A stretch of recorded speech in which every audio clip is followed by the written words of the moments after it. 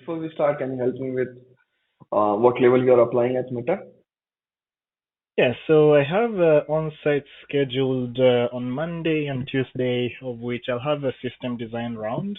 So I do know Mm-hmm. that the target level is E5, but if you can overperform, it's always helpful. And so I've scheduled a series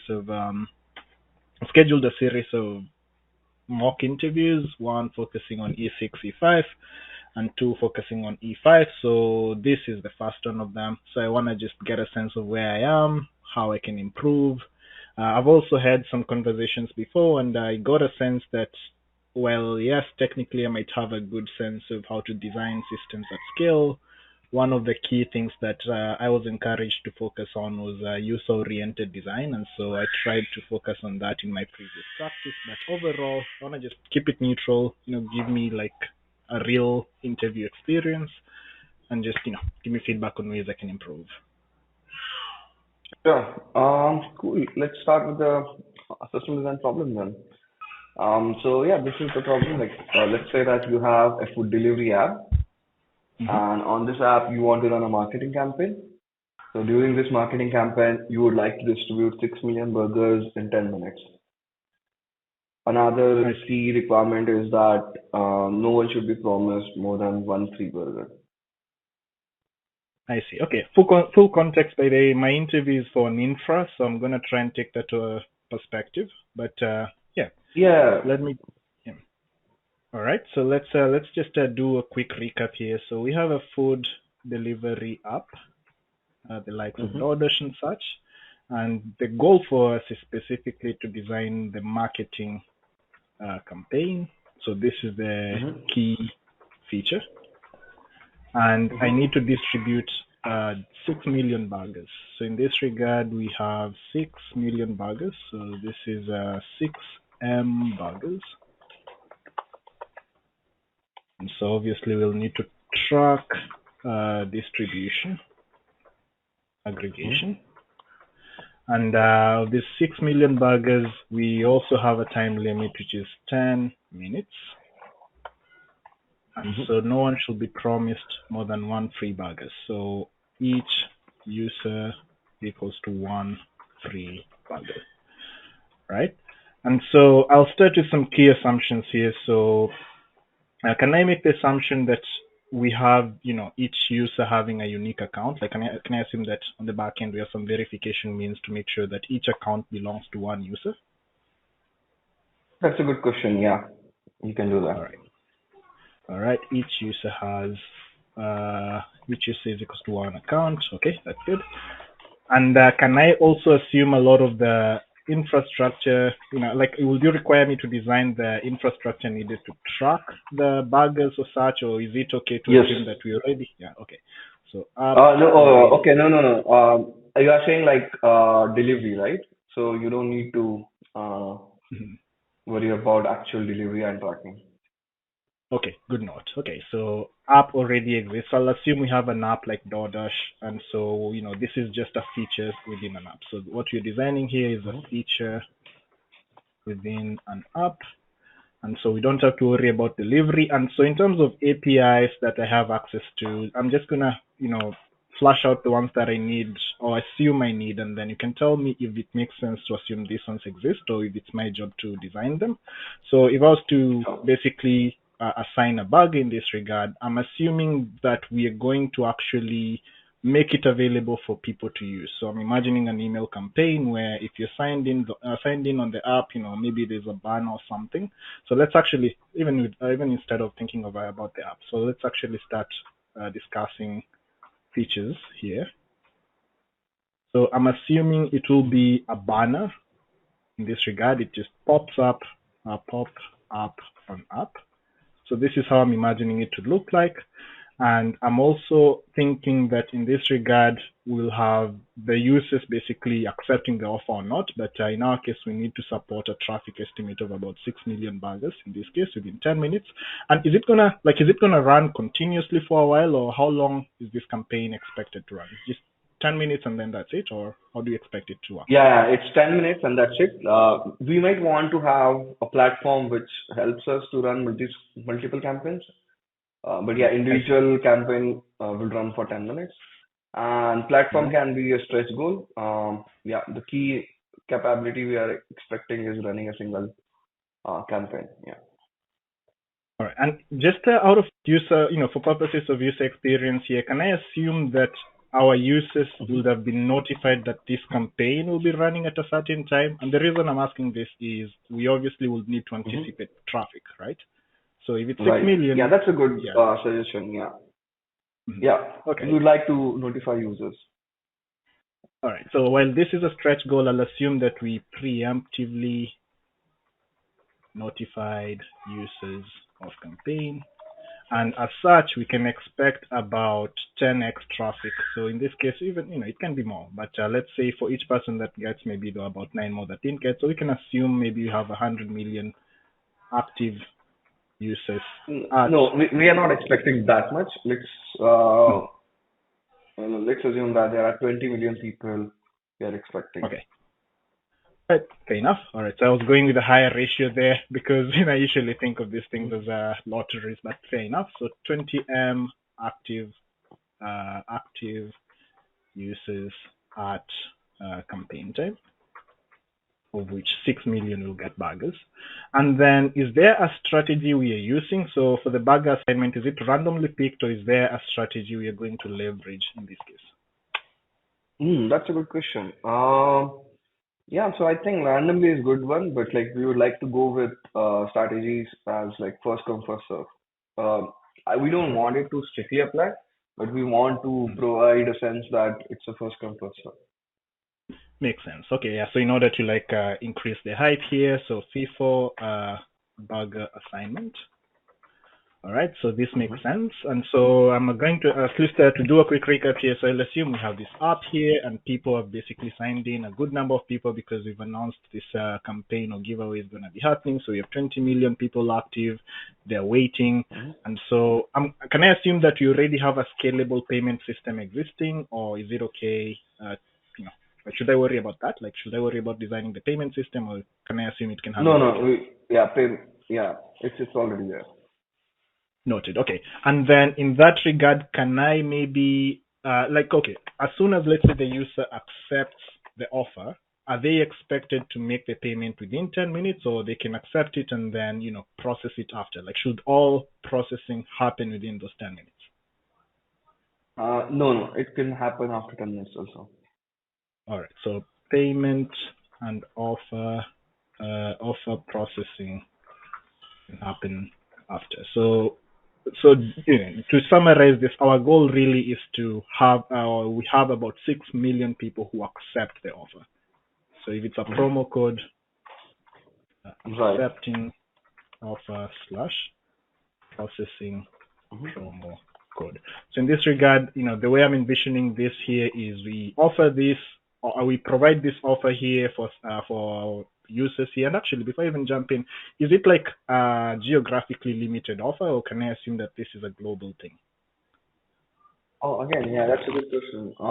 Can you just clarify like how it would matter for your design? Yeah. So in this regard, if let's say I was processing a global system, then that becomes an issue because I probably have multiple data centers. I'll need to track across multiple Hmm. languages or whatever it is. But if it's let's say US only, then I'm worried about let's say a set of 3 or 4 data centers. It's not too much data when you are operating at that scale. And so Hmm. synchronization can happen fairly fast. And so I can make selections even on the validation structure. Like, in this regard, if I have one free burger per user, it will be easier to do if it's geographically confined in this case. Like I'm thinking of leveraging systems like Bloom filters or Cocoa filters to allow me to verify if a user has actually, what do you call it, has actually Yeah. received a burger. Hmm. So I think, yeah, for can I assume, simplicity, we want, yeah, it's a single region. right, so geographically confined. So for now, say US only. So this is flashing out to be pretty much DoorDash, and we can assume you're working for Burger King or some other company. So this will be our Hmm. functional requirements here. So this is what we expect to do. Now, for the non-functional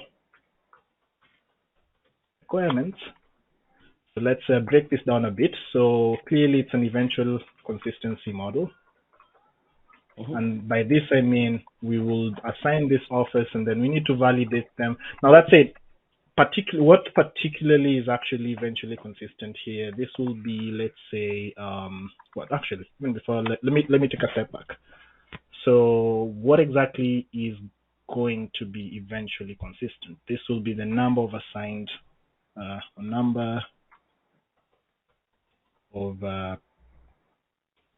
assigned codes. We would expect that it won't really register everything within, let's say, the first minute or so. So we just need to make sure it's all processed within the 10 minutes SLA. So 10 means SLA. So it's fairly like instantaneous and within like a fixed duration, but it's within 10 minutes SLA here. But clearly availability is of high priority, so highly available. And so in this case, we will probably want to minimize latency in this regard because we have a bit of flex with our consistency. So I'm imagining we'll probably end up leveraging queues or such. So promos will need to be processed as fast as possible, hence why this model here. So low latency, high availability. And given that we don't want to frustrate our users, the idea here is as soon as I apply my promo code, it's accepted immediately. That way I at least get into the queue for processing and then my spot is not taken Right. off. So this to enhance user experience, and so the selection, enhance user experience. And by going with an eventual consistency model, what this gives us is that flexibility to process later. So process accepted promotions later. So these two basically give us that flexibility.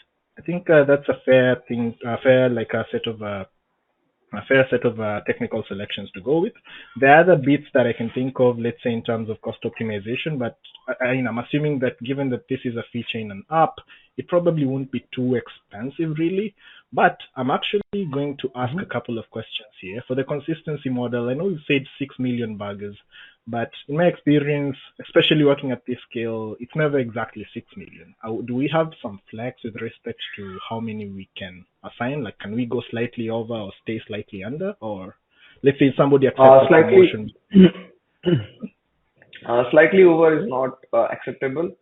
Slightly under Mhm. is okay. Yeah. All right, makes sense. So slightly under acceptable. All right. And so the reason I'm asking this is what I'll do here is I'll come up with a model here under the assumption that let's say about 80% of our users will accept the bug or so. And so we'll have that reserve who, we will maybe assign a bit later. I'm actually curious how we can handle that. And we can discuss potential models. So for those who do not accept, what do we do? So, I think if slightly under is okay, we can decide that we're going to accept or to assign exactly 6 million. And then if let's say 80% accept, that's okay, but it assures us that we're not going to go over. And so in this case, assign exactly 6M. And to show you why I'm thinking about this is in terms of how I'm going to track this, I'm thinking of a structure like a Bloom or a Cuckoo filter. I think I mentioned this. Filter here. And the reason I like this is it allows us to work with that low latency, and it assures us of one thing. And this is one of my favorite features about them is it tells us if a user is not there. Like it gives us that assurance of a true negative. So if a user is not in the list, we assure that they're not there. But if they're in the list, there's a probability that it could be a false positive. But what we need to know, though, is whatever user we are searching for, we need to be assured that they've not received the bugger before. And so this is how we can actually, hash in all the users that we assign. And then for new users that we're trying to assign, we can use this as a validation to make sure that we are not actually adding extra users. And following this model, we can end up maintaining a global count. So a combination of Bloom filters and global count. So a centralized count here. So in this case, centralized global count. to track signed promos or accepted promos. Let's call them accepted promos. Hoping this is making sense to you so far. I don't know if you have any suggestions or any questions so far about this. I think, yeah, so far so good. I would like to go more in detail, like how Bloom filter would be used, or like, Okay. yeah, some internal details about that.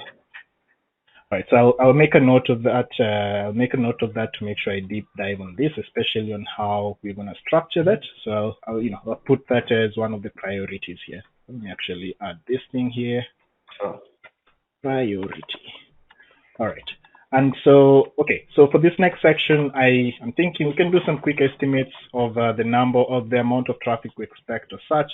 I feel as though it's Mm-hmm. fairly, straightforward. It's 6 million, maybe about 20 million requests or so at most within those 10 minutes. Mm-hmm. So it's about 20 divided by 10, about 200,000. Is it 200,000 or 2 million? It's actually 2 million, 2 times 10 to power 6, to power 6.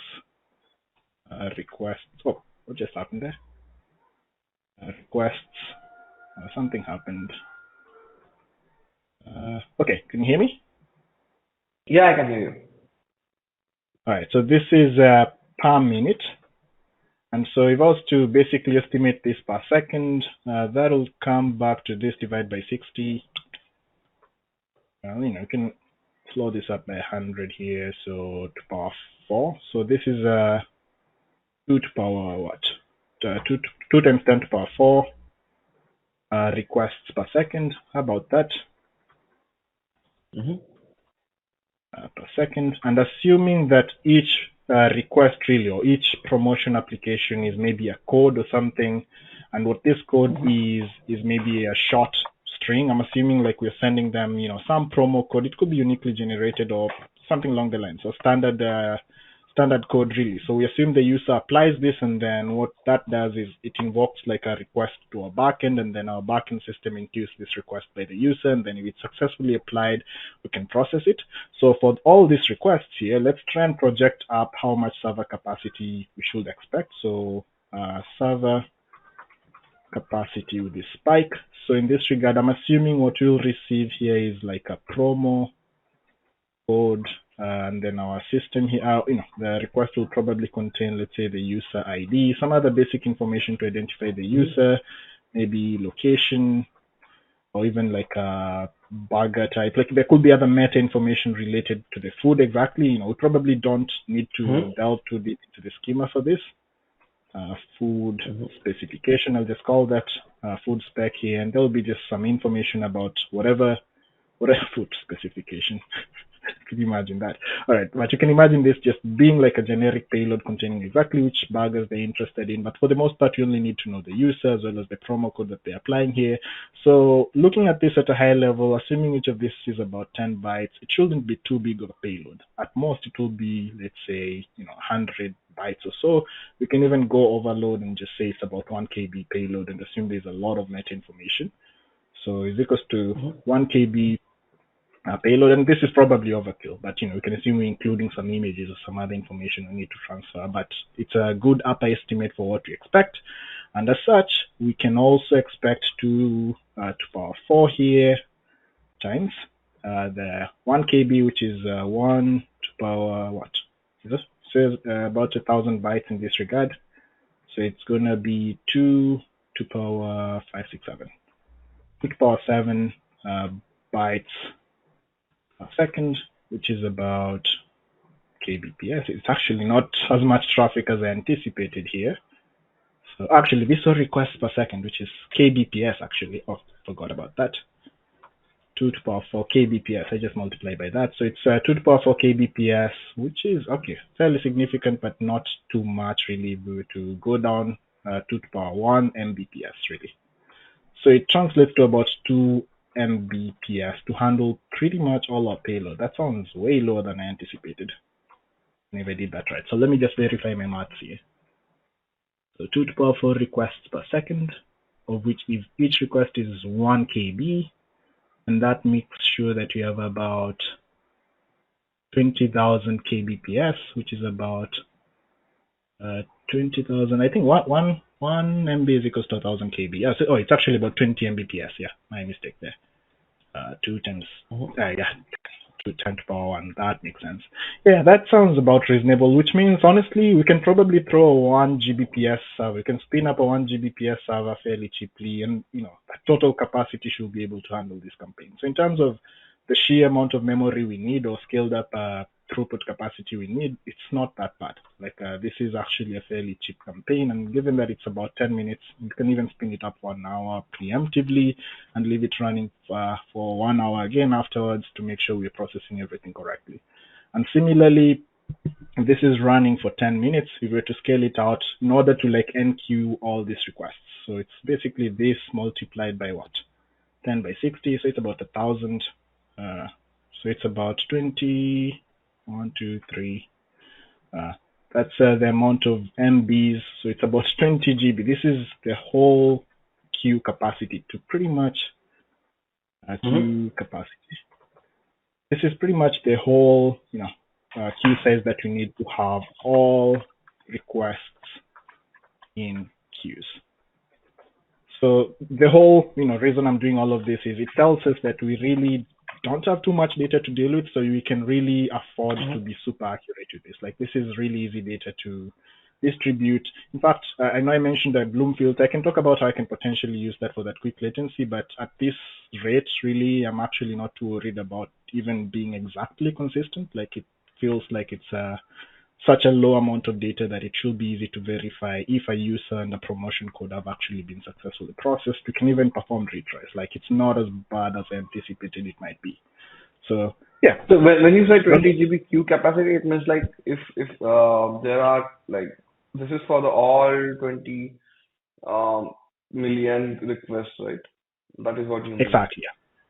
Yep, yeah. So this is like worst of the worst case. Like, I can literally put everybody's request in a queue and just process them in a Okay. FIFO manner, right? Until I get my Sure. 6 million count. And I wanted to just have a sense of how much data really am I operating with here in order to get a sense of how accurate can I be with users. Do I even need probabilistic models? And at this rate, especially given that we only need this running for at most an hour, it's honestly super cheap. So we can afford to be super exact. We can afford to throw Spark instances of this to make sure we are accurate. So really achieving high consistency in this case is fairly easy, and it should be performant enough to handle everything within 10 to 15 minutes. Right? Mm-hmm. All right. And so I can switch on to our APIs. I think we probably need a couple of things here. So we need an apply promotion apply promo here. We can imagine this as being, let's say, a view, and it's a simple HTTP request. We really don't need fancy protocols in this case. So imagining it being a V1 or something, and it's gonna be called, let's say, promos. And here we'll have, a promo ID here, promo ID, and I anticipate it will be a post request.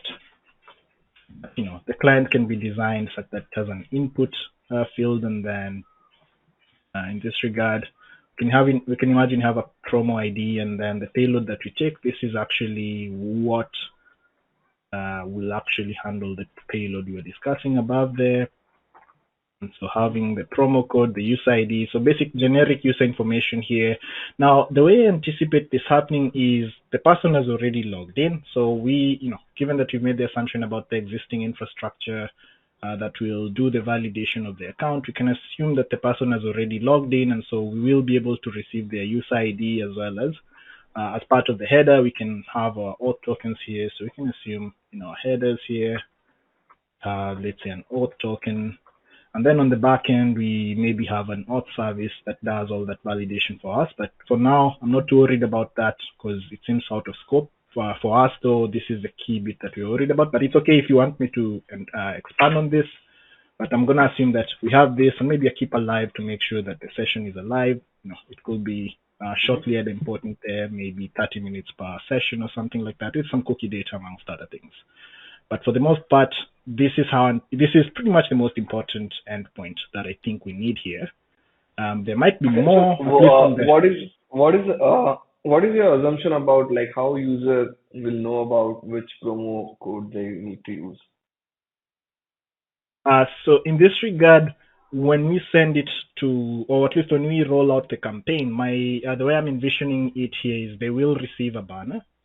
Now that banner will Mm-hmm. be an image, and maybe it contains a link or something. And as soon as they click it, this on the back end, because Mm-hmm. most of this will probably be served through an application. So the client itself, it will already have the promo code encoded, and it doesn't even have to be a user-friendly promotion code, so to say, because they don't have to apply it manually. Maybe as soon as they click it, we Okay. automatically pre-fill it and then make this request. So it's like we're applying a promo. So it's, I'm imagining for it to be a good design, we make it as simple as possible for the user to click it. Because if you have to tell everybody, Mm-hmm. okay, copy this promotion code, put it into the input field, and then submit, that will probably not be too nice of a user experience, especially Mm-hmm. given how time crunched this is, right? So the Mm-hmm. platform itself, just click on this, it immediately populates everything. There's a loading screen or something as we try to get it enqueued, and that means we are trying to hit this in an async manner. So I'm imagining this would actually need to be an async endpoint. So it won't really block them necessarily, but as soon as they click on it, tells them, hey, your promotion code is being applied. Now, this is actually the interesting part. If we are going to make it Mm-hmm. async, so there are two compromises you can make here. So you can make this sync or Mm-hmm. async. I'm leaning towards async Mm-hmm. because it gives us that flexibility to tell the user whether they were lucky or not. And so, it gives us that, at least from the computational side, it gives us the freedom to be super accurate about the number of people we assign this. The downside to it, Mm-hmm. though, is it's not too deterministic because the user has to wait. Because if you were to Mm-hmm. go like the sync route, the user has to wait in order to see if Mm-hmm. they were successful or not, which can give them that closure, so to say. So I think I'll go with async because I feel like that anticipation will basically buy us time for them to stay on the app as they wait. They can maybe scroll and they can like see other potential offers. We can even take the time to introduce more offers. At that point, we could even prioritize showing them, let's say, marketing or newly marketed posts by companies that we partnered with. So I think we can combine this campaign with other promotions that you have on the site so that in case they're not lucky, at the very least, we've also prioritized showing them cheaper options. And so we can even see a latent spike in other activities, not just the one that we're focused on right now. So I'm leaning this direction from a purely business point of view. So this is just me being a bit selfish. Business Mm-hmm. oriented means making it async, but to also make sure that I'm showing that I'm aware of this, if we wanted to prioritize the user experience here, then in this case, if we wanted to just be nicer, so no, we don't care about revenue spikes in this case, we only care about the user, we will probably block until promo is processed. Granted, Mm-hmm. this can actually end up backfiring because in case the user clicks on apply, and you can imagine if, let's say, 14 million of our users in this case, they don't get the promotion, they will be mad at us. They'll probably see it as a scam. And so, to a degree, even the business oriented perspective, this can actually also save this. So, the perception I'm imagining as a user, I click on it, even if I don't get it, it's not wasting my time as I wait. If I get it, well and good. It's a pleasant surprise, and I've also scrolled some more options that I'm able to bundle with whatever order I've made. But the other approach is I get a quick answer immediately. It's fairly straightforward. But the downside is Mm-hmm. it can also anger me, and it will probably anger a good chunk of our users if they click on apply and then they don't get it. It feels like a tease, which is not good. And Mm-hmm. I don't know if are there any questions related to that, or should I like move on to any section? Is there anything more you want to see here? No, I think like yeah, let's move to the high level design. Okay, so I can go ahead and do some schema designs. They'll probably look roughly similar to this. I don't think we need to save too much data. If anything, I think the more important thing will be to break down how the queue would look like, because clearly we'll need a queue. But if you're okay with that, I can start doing some drawings and then we can discuss that in light of that. Is that okay? Sure. All right, so I'll toggle back to the drawing mode here, and I'll start quickly here. Huh. Assume we have the client, and that's our DoorDash Mm-hmm. app or whatever it is. And what's happening is I'll just do a quick high level here. So I'm going to assume that you have our system here, and each person, will be making this request to our system. So this is just that journey where they're clicking on apply promotion. And so let's assume we have our API gateway here. And our API Mm-hmm. gateway, we're going to, given that we want to process things as fast as possible, let's think about strategies you're going to do for rate limiting purposes here, because there'll probably be some people that abuse the system. So we can assume each person is able to click on the promo code, because in case, let's say, it doesn't register, we don't want people retrying or trying to abuse the system. There'll be the smart person who finds a way to like bypass the click itself, and maybe they just capture the backend URL and decide to send manual requests. So in this case, we can rate limit per user, and I think a token bucket approach will probably work. Limit it to maybe 5 requests per second per person. So this should be a good Mm-hmm. strategy to help make sure that we're not having the system abused. And of course, we can also load balance here. Uh, so load balancing here. Simple round robin will probably suffice, although I would imagine we probably have a limited number of DCs here. So rather than even load balancing, I'm thinking we can probably prioritize fanning out the right here. So it's still load balancing, really uh, prioritize writing to the closest data center. But in this case, I would actually want it replicated across multiple DCs. So let's actually just note that here, load balance. Now, at this scale, I think we'll probably end up having, at least in the US, with previous companies I've worked at. I worked at Microsoft for Teams, and I knew we had about 9 to 10 data centers serving Teams throughout the US, and the capacity for that was way higher than what I'm seeing here. So I would imagine, we are working with at most 10 data centers, if not less. So synchronizing across them should be fairly easy, but what I anticipate will happen is after this, there'll probably be a fan out, and this fan out will allow us to write to multiple DCs here. So let's just add it Mm-hmm. right here. So fan out. And what's happening here is this fan out operation will write, oh, I don't know why this is not scrolling. Okay. And I'll only draw one queue, but imagine this being multiple queues here. So there'll probably be multiple queues we are writing out towards. Let me just throw in our queues here. So you're going to enqueue the data such that what will happen is all our data centers will basically be consuming from this. So given that Mm-hmm. it's a FIFO, like fast in, fast out, we want to prioritize those that actually come out fast.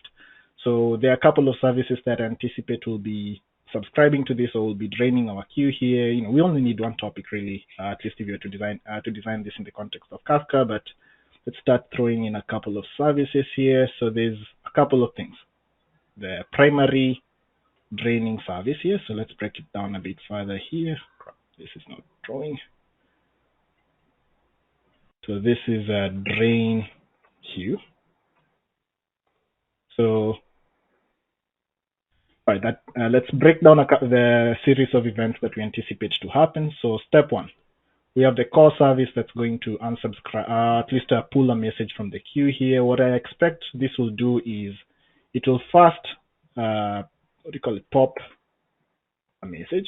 So pop service. So let's just call it the pop service. Let me not be too specific about that. Now, I don't want to deprioritize users who, let's say, take too long. Neither do I want to block the write out. I don't want this thing to be too backed up, but what I want this to do is as soon as it pops, it needs to register this message such that one, we attempt to process it. So it needs to one, forward it to an order processing service, or at least an order and queuing service or something like that. So let's assume we have our order service for those users that are able to process immediately. So promo code is applied. Let's assume that we have our order processor here, order processing here. And what will happen is for this particular user, uh, they're going to start processing it immediately, and hopefully it's successful. And in this case, I anticipate that once my order has been successfully processed, the pop service will receive, what do you call it? It will actually receive like a success from the, oh, come on, this thing is killing me here. It will receive a success status from the order processing service, in which case then that's essentially a successfully applied promotion. and so it can successfully forward it to our counter service here. So once it receives Mm-hmm. that, let's assume we have a counter here, SCC here, and what this will do is for each individual user, we can maintain a simple RDBMS here. And since we have their user ID here, what this will do is it will do like a check this person has bought, but also at least on the central counter here, it could be a simple database or it could be a simple per DC database, and each of the data centers is, it has the counter, so to say, but they're all updating this global counter, counter value. And so the numbers are not too big to a point where we need to worry about like consistency and not consistency. They're not too big to a point where we need to worry about synchronizing everything. Like banks probably work with bigger businesses, But which like we have a good amount of QPS, right? So we are expecting like 20,000 requests per second. Mhm. Yeah. So okay. So So basically, yeah. So what I'm gonna do here, at least I'm gonna assume as soon as we receive that successful process here. So this is the people who order. So let's actually make a note of that. So this is those who order, right? So those who order immediately, as soon as the pop has happened, we immediately count their what do you call it? Count their orders, so to say, towards our system here. And I'm thinking of this as being a simple key value, so to say. It's like current count, by DC or something, and this can be mm-hmm, continuously incremented.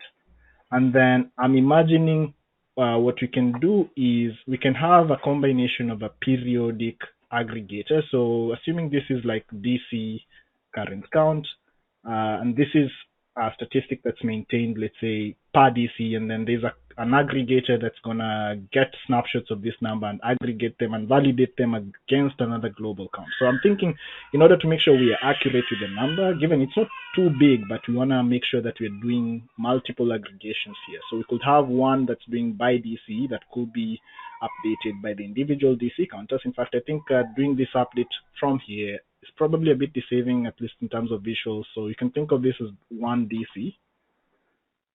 But I'm imagining we probably will be maintaining a similar type of counter where as soon as our service is able to process this, it will also write it to a separate central counter. And the reason I'm doing this is so that we have two references, so to say. And this could also be, mm-hmm, and here I'll say this is a DC specific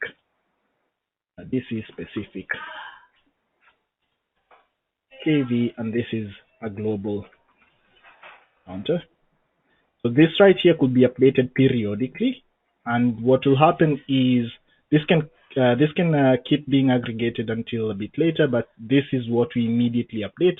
And then I'm imagining we can also have like a recurrently running service that's getting the counts from all the DCs here. So let's call this mm-hmm. our count aggregator. So what this will do is it will pick all the statistics, aggregate them, and then validate them against what we have here. So it will just validate that the two values are actually correct. And the approach I would take in this case is if one of them is bigger than the other, go with that one, because it's better we overestimate. So pick whatever marks aggregated PCs and global counters. So at any given point, we are going to pick the maximum. The reason is it allows us to do an overestimate, which gives us that guarantee that we'll always either be exact or slightly lower. So this will serve as like the source of truth. At each point, we update the counts in the global counter to be whichever is max. But at least we have two references to help us know roughly where we are. So it won't be exact, but whatever, if there are any async issues with the updates, failures in the middle, this will allow us to at least maintain that looseness. We're not too committed to seeing accurate numbers, but we are always like overestimating the count. That way we're not going over the 6 million number. So this model here should ensure that we meet that requirement of not going over. Don't know if that makes sense to you. Um, yeah. So basically, my question is like, how would you Mhm. decide like for any particular request which counter to update? So I will update both. So I won't just update one of them. So here I'll do an increment by one, and here I'll do the DC specific increment. So I anticipate that this one will probably take a bit longer So because if you are it updating might. both, right? So if you are updating both, why do you need DC specific counter anyway? Because If I'm a what? so what you are saying is like as a part of processing the request, you are updating both Mhm. counter, right? One is specifically Indeed. DC and one is a global counter, right? Mhm. So if you are anyway maintaining the global counter, do you need DC specific counter? Yeah, so the reason why I'm maintaining a DC specific counter is in case there are any issues, let's say aggregating the full counter here. Let's say this takes a bit longer, especially since this will be facing writes from multiple sources, and we can make this system. We can maybe use a system that's MVCC protected, like Postgres or something along the lines. But the whole idea here is this will be receiving concurrent writes, which can end up Right. being Mhm. yeah, which can end up distorting the number. It can end up either missing some or overestimating. But the DC ones, we would expect the stream of writes to be from the same service, and so we can even make it somewhat synchronous, and so it might end up being a bit more accurate. But the reason I was even going with this model is the goal here is to make sure that we have like a three-way confirmation. So if we have we have writes to multiple locations, we can always use this aggregation as one reference and use this as a second reference, and then the source of truth can Like be how would whichever is you bigger. choose, yeah, how would you use what would be your source of truth if you use both as a Yeah, so reference? the source of truth, and here, truth is also somewhat subjective. The source of truth in this case, Hmm. the heuristic I'm going with is whatever is bigger. So the max of the aggregate across all DCs and the global counter. So whichever has a bigger count, that's what I'm going to register as.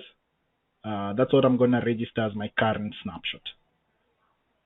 And the Okay. reason is, Wouldn't there be a difference, right? So basically, let's say that you take a snapshot at timestamp, you decided to take a snapshot at timestamp 15, right? And by the Mhm, by the time you compare that timestamp with the global counter, it's 18. Wouldn't mhm. you would be comparing values from two sources at two different times? And that's Because that's there a would good be point. a So delay in collecting the snapshots and aggregating it and actually comparing with the global counter, right? indeed, and to your point, and this is why this aggregation can be periodic. So the fact that it's Hmm? periodic means that we are pretty much just tracking snapshots per time, right? And so what we're Hmm. doing here is we can make it fairly quick. Like I can imagine us doing this aggregation because if we have, let's say, less than 100 DCs, it should be fairly quick to compute that. So I wouldn't be too worried about the latency overall. It should be fairly fast, but nonetheless, we can make this happen. Let's say every 2 to 5 seconds, even every 5 seconds. I think is a reasonable number. 5 seconds aggregation. So ping every time, get a request, immediately aggregate. Ping again. So we can make this almost like a very constant heartbeat. Now, the aggregation, it won't be Hmm. perfect, but the reason why I really like using the max here is it's literally an overestimation. And so while it might not be perfect, it's biasing me towards overestimating how many people have given the number. So even if I'm not 100% accurate, at the very least, I know I'm not violating the critical condition, which is going over 6 million. Okay, and like if you are saying that this happens every 5 6 seconds, right? Mhm. So and like how your logic for like stopping the request if the count has reached would be like where like for if during that if some inconsistency happen during in between, Mhm. let's say like at current time it's let's say very close to 6 million. But That's after an excellent point. 5 6 seconds, it's more than 6 million. That's an excellent point. So, and this is I can propose multiple strategies for this. An initial approach I Hmm. can take Hmm. is rather than even targeting 6 million, how about we target maybe 5 million or 5.5 million, and then for the last That's an bits of excellent them, we solution. be Yeah. Hmm. yeah we be exact, right? So as soon as we hit 5.5, stop. Then process the rest step by step, step by step. So there'll be a reduced latency at the end. Make sense? Okay. Sure, I So think I'll yeah, make a that's a simplified solution. I really like this. Yeah.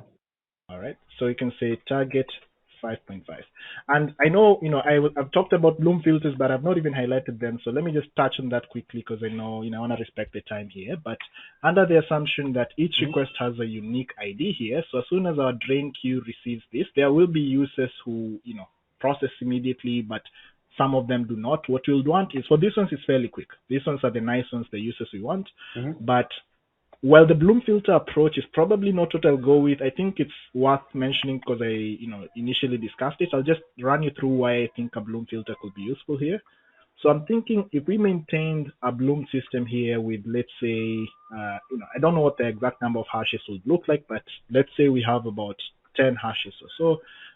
I can use, I'll tell you this, like I know how it works overall. I don't know the exact math. I know that the more hashes we have, the less chances of a false positive we have, but I'll throw a sporadic number here. But the whole idea here is we maintain our array, and at our size, we can maintain a pretty sizable array while still gaining the performances that we have, or at least we want. But the whole idea is as soon as we successfully pop a request, or at least successfully process a request in this case, or drain it from the queue, we immediately hash it with all our values. And this will obviously give us our ones and zeros throughout the filter, etc. And so if we get new requests, we immediately validate if we've seen them before. So in addition to the rate limiting, and I'm actually thinking this could be a strategy we use at the rate limit level because all we care about is the user ID. So you could even do it either at the pop service level or at the rate limiting level. But given that we want to make sure that there's minimal latency there, we can do this at validation because it's better that we're not delaying users' processes or introducing latency at this stage and having it in our backend. It's better we take a bit longer to process than take a lot longer to actually give users feedback. So my thought here is we have our Bloom filter here that we are constantly maintaining on the backend. We are hashing requests that we are successfully processing. And in case there's a false positive, we don't even need to process that at that point. We immediately fail. Not false positive, in case like this user has been seeing before, which is we try to hash it and they're all ones. So we know for sure we've seen that before. But Can in there case we be get any. Mhm. can there be any race condition in this? What if like there are multiple requests from same user coming um, Mhm. almost concurrently? That's an excellent question. So let me think for a second there. So multiple users trying to write to the Bloom filter here. That could potentially happen. And I have a proposal that I think could also help us. Mm-hmm. So I'm thinking, Mm-hmm. given that the promo code really, or even the user IDs, I'm assuming right now they are literally UUIDs or something along the line. So they're not like values that will be biased by uneven distribution. We can have as many queues as the capacity that we want to process. The downside to that might be it can lead to issues with where we're actually trying to search for users. But there's nothing harming us from having a consistent hashing approach here where we have a hashing system that tells us which of the Bloom filters to look at. And so this actually could help us improve performance because we can then maintain smaller queues. But this is the proposal I have here. So if we had a consistent hashing circle of sorts here, and each user sends us our unique ID here. So imagine this being a hash service, and each user has a unique hash ID. And what I'm making, the assumption that I'm going with here is they are uniformly distributed. So it's not, there's this common problem called the Mohammed problem, where most of the users in the world are called Mohammed, and so if you have to just distribute by name, then names with Mohammed will have a bigger backlog. But if we are the ones who are generating these promo codes or even the user IDs, we can make sure that they're uniformly distributed, which gives us the flexibility of distributing them uniformly across our hashes. And what we can do here Mm-hmm. is we can have as many hash or at least as many queues as, let's say, uh, under the assumption that we need to process 100 users per second, so to say. In our case, actually, what are the numbers? Let's go back to that.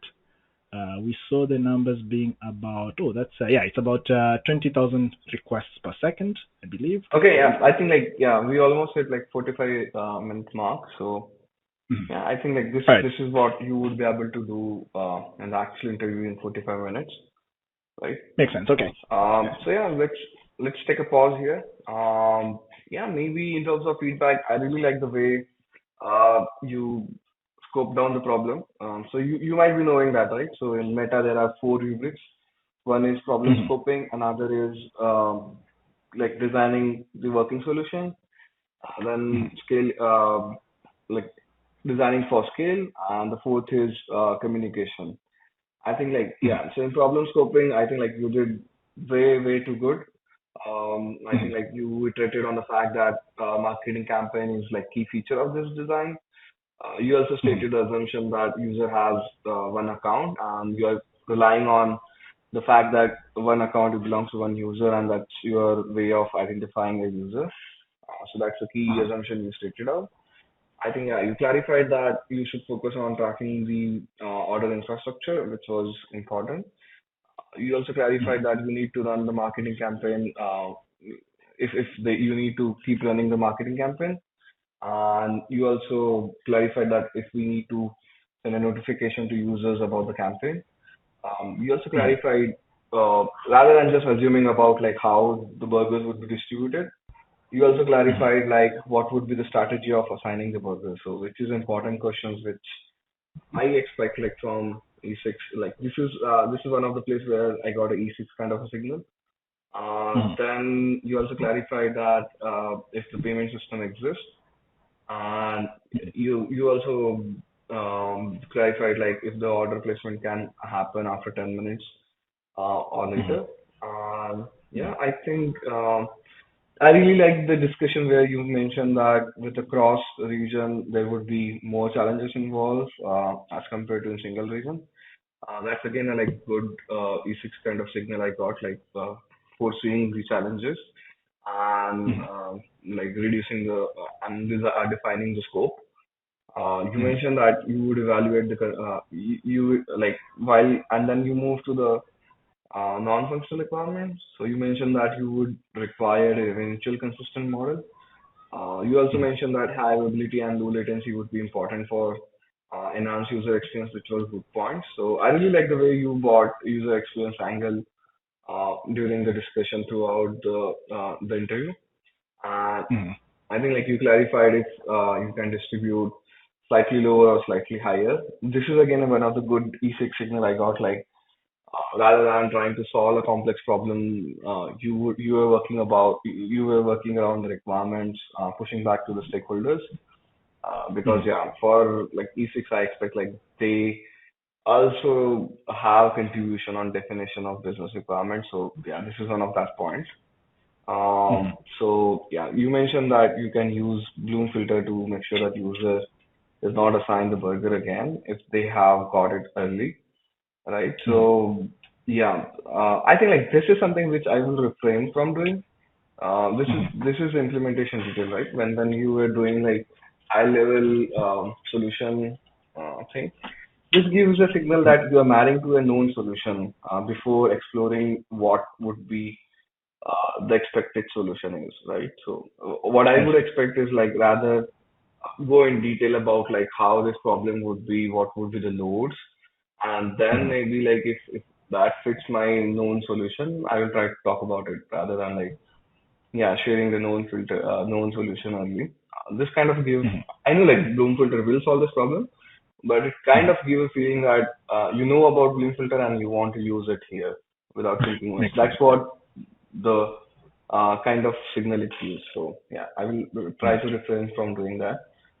Mhm. I think yeah, you mentioned that you would keep a global counter for counting the accepted promos. I think like Mhm. you fairly estimated the storage and the QPS for the system. Mhm. I think like I really like your API design. It was abstracted. You talked about like what user need to put as an input and what would be automatically fetched. So yeah, Mhm. that was a good discussion. Mhm. And yeah, you also identified a trade-off that between this API being sync and async. You also identified pros and cons in terms of technical simplicity and user experience. So that was again a good E6 kind of a signal. Mhm. Yeah. So I think like you could here like I think do feel like you could have involved more. You should have involved interviewer more because like you don't because as a as an engineer, right? You don't want to make a decision on behalf of users or your stakeholders. You would like to propose, like, Indeed. how I want this conversation is to be, is like you identify trade-offs. Mhm. You can identify like, okay, if we want to focus on this, I think this is a good solution. If we want to focus Mhm. on this, I think like Mhm. that is a good solution. What do you I think see. is important for our problem? So I see. Makes yeah, sense. so Yeah. so it, yeah, so it would have shown more collaboration. Mhm. Yeah. Uh, Understood. Indeed. then like Yeah. So you talked about the. Mhm. yeah, I was gonna ask just to do a quick recap of that. Yeah, So please go ahead. basically, yeah, avoid going down a rabbit hole and make sure I'm bringing the interviewer in, especially on points that require more opinion. So it's not like it's full on perfect, but there's an opinion. Make sure the interview is also involved so that it's more collaborative. Right. So at least I when see. you're taking a trade-off on the user experience or business side of it, right? Understood. So Makes sense. basically, I'm okay with like if you are taking a take decision which is very technical, Mhm. right? That's okay. Like if you do it on yourself, but let's say for example, if you are taking a decision between whether asking user to wait for some time is okay, or whether trying to make your system faster and giving reply as soon as possible is what we are trying, we should focus on. I think these kind of things Mhm. I would expect more involvement like with the interviewer. Understood. That certainly makes sense. Right. I think, yeah. So I think like you talked about rate limiting to avoid abusing the system, which was a good point. Mhm. I somehow feel like your solution for handling the counter is a bit complex, like, and there was a Mhm. duplication, right? Mhm. Um, because at the end of a day, right? So if you are taking a max of both global counter and account aggregator, why not to just use the count aggregators data and just because like your system is also updating global counter and individual counter like which is a extra work and so Mhm. and like with like you could have somehow simplified or deduplicated the work there. That's what Understood. I Yeah. feel. And then Yeah. yeah, And I to think your like point, with actually, that there yeah. was like Mhm. Yeah, Yeah, I was please go ahead. actually thinking with that approach, instead of even going to 6M, if we just went to 5.5 and used a global counter, most likely it would have just worked. Like, we wouldn't even need to worry about aggregation in the first place. Yeah, but then like if you would have just a global pointer, right? My Hmm. question would have been like how like these are operations like update should, is expected to be atomic, right? Okay, yeah, but you're saying like we have a smaller value, so we can have Hmm. concurrency while updating this. Okay, I think yeah, Yeah. that could have been a good easy solution. Yeah, Yeah, I would other have solution could probably have been moved like this here. Uh-huh.